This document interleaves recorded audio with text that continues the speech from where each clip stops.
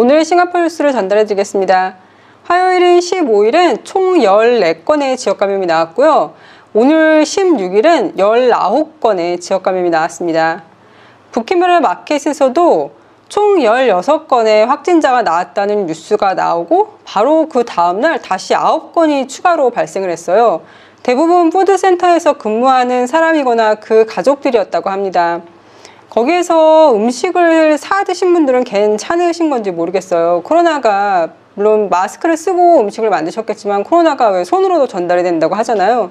그래서 초기에는 악수도 못하게 하고 했는데 괜찮은지 모르겠습니다. 이렇게 25건의 코로나 확진이 나오면서 부키메라 푸드센터는 6월 26일까지로 영업금지가 연장이 되었습니다. 텔로 블렁아 드라이브 푸드코트에서도 음식을 만드시는 분이 코로나 확진이 되어서 문을 닫고 소독을 한다고 합니다. 레드힐 마켓과 푸드코트에서도 근무하시는 분들이 코로나가 걸려서 이곳에서 근무하시는 모든 분들도 코로나 테스트를 의무적으로 해야 한다고 합니다. 토파이어 HDB 근처에 운동기구들이 있는 곳에서 축구를 하던 10대 학생 2명이 가로등을 만졌다가 전기가 통해서 병원에 실려가는 일이 발생을 했는데요.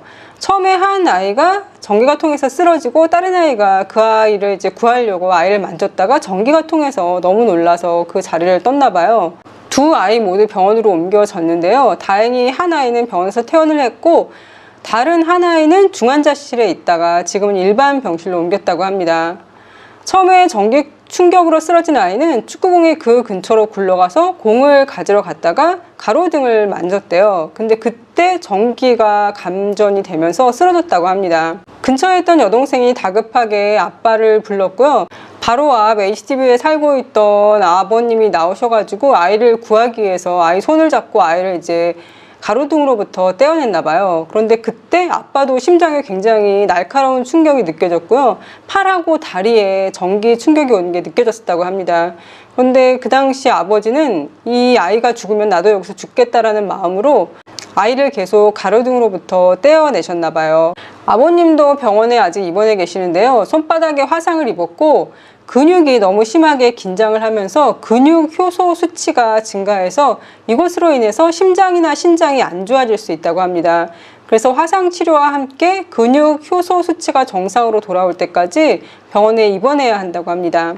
램프 안에서 철사줄 같은 게 빠져나와서 램프에 닿아 있었다고 하는데요. 올 1월에 검침을 한 가로등이라고 하는데 어떻게 이런 일이 벌어졌는지 모르겠습니다. 아무튼 큰 사고로 이어지지 않아서 다행입니다. 코로나 규제로 싱가포르에서는 장례식에 최대 20명까지 참석을 할 수 있는데요. 분레이 지역에서 200명이 장례식에 모였다고 합니다. 그중 깽단으로 의심되는 14명을 체포했다고 합니다.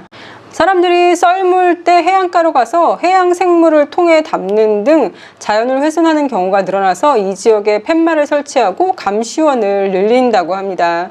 저도 썰물 때 가봤는데 한국의 서해안처럼 썰물에 가서 조개를 캐거나 그럴 수 있는 구조가 아니에요. 아마 해양생물이 특이해서 채취를 했나 본데요. 이런 아이들 중에는 보호 정도 있을 수 있거든요. 예전에 센토사에서 가이드 투어가 있었는데 센토사 모래사장이 있는데 말고 거기서 좀 더 들어가면 바위들이 있는 곳이 나오거든요. 해양생물을 탐험하는 가이드 분들은 함부로 막 걸어다니게도 못했어요. 해양생물을 밟아서 죽일 수가 있다고요. 그래서 가이드 분이 지나간 길에 일자로 쭉 따라오라고 그렇게까지 말씀을 하셨었거든요. 센토사 바위절벽보다 조금 더 쉽게 접근할 수 있는 창의비치에서 이렇게 썰물대 해양생물을 채취하는 경우가 많다고 하는데요. 뉴스에 한번 나왔으니까 이제 이런 일이 안 생겼으면 좋겠습니다. 코로나로 인해 아이들이 온라인 수업을 하고 하루에 10시간 이상 핸드폰이나 노트북을 보면서 근시가 엄청나게 안 좋아지는 아이들이 많이 늘어나고 있다고 해요. 시력을 보호하기 위해서는 20-20-20 법칙을 사용해야 되는데요. 20분을 사용하면 최소 20초간 20m까지 멀리 있는 거리를 쳐다보라고 합니다. 그리고 가급적 야외 활동을 많이 하는 게 좋은데요. 자연광을 쐬고 멀리 보는 것이 눈의 근육에 좋다고 합니다. 아이들이 졸려서 눈을 비비기 전에 잠자리에 들게 하고 충분히 숙면을 취하는 것도 눈 건강에 좋다고 합니다. 아이가 근실하면 6개월에 한 번씩 의사의 검진을 받아보는 것도 필요하다고 합니다. 싱가포르 앞바다에서 2개의 난파선이 발견되었는데요. 그 속에는 14세기부터 18세기의 물건이 들어있었다고 합니다. 이들은 올해 말이면 박물관에서 볼 수 있을 거라고 하는데요. 중국 도자기 제품부터 장신구, 도자기, 인형 등 그 시대의 유물이 발견되었습니다. 그러니까 저는 이런 거를 보거나 아니면 고궁이나 이런 데 가면 굉장히 기분이 이상해지더라고요. 이게 수백 년 전에 사람들이 여기 이 돌에 서 있었겠구나. 그 사람은 어떤 생각을 하며 어떤 인생을 살아갔을까, 뭐 이런 생각도 들고요. 인류의 역사로 치면 제가 살다 가는 인생도 굉장히 찰나의 순간이잖아요. 그렇게 가고 나면 언젠가 또 수백 년 후에 내가 걸었던 그 길을 유적지라고 부르면서 그 자리에 서 있을 수도 있고, 내가 보았던 태양을 똑같이 바라보는 거잖아요. 그런 게 참 신기하더라고요. 인도에서 39명의 와이프와 94명의 자녀를 둔 남성이 76세의 나이로 사망했다고 합니다.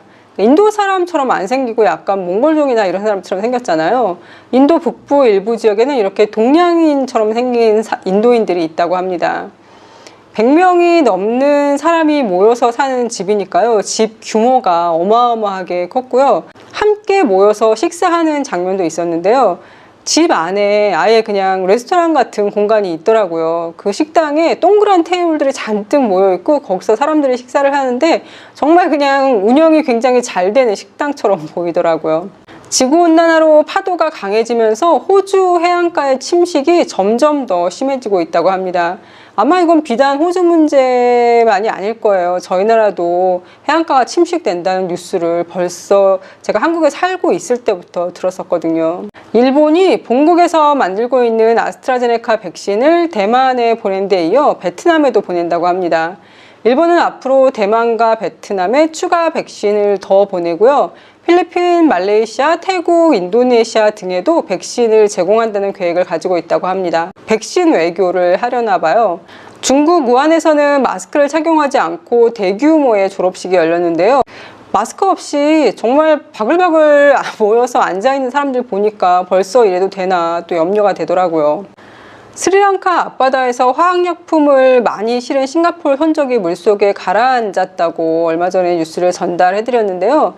스리랑카 해안으로 떠밀려오는 죽은 바다 거북이나 죽은 돌고래가 이 사고와 관련이 있는지 조사한다는데요. 당연히 관련이 있을 것 같습니다. 칠리 크랩에 사용되는 게도 사실 스리랑카산 머드크랩이 많이 사용되거든요. 싱가포르에서 판매되는 각종 해산물 먹거리는 안전한지 모르겠습니다. 인간이 파괴한 자연이 결국은 인간한테 다시 돌아오는 것 같습니다. 박서준 씨가 마블 영화에 나올 수 있다고 하는데요. 저도 이태원 클래스가 한참 유행할 때는 보지 않았었어요. 그리고 나중에 한번 봤는데요. 한번 봤더니 재밌더라고요. 그래서 끝까지 다 봤는데 사실은 현실은 아무리 노력해도 실패하는 사람이 있을 수 있잖아요. 노력이 부족해서가 아니라 진짜 운이 안 좋아서건 뭐가 안 좋아서건 실패하는 사람이 있는데 이 드라마에서는 노력한 것만큼 돌려주고 또 권성징악도 있고 하니까 속 시원해서 좋더라고요. 그럼 오늘도 행복하시고 건강하세요.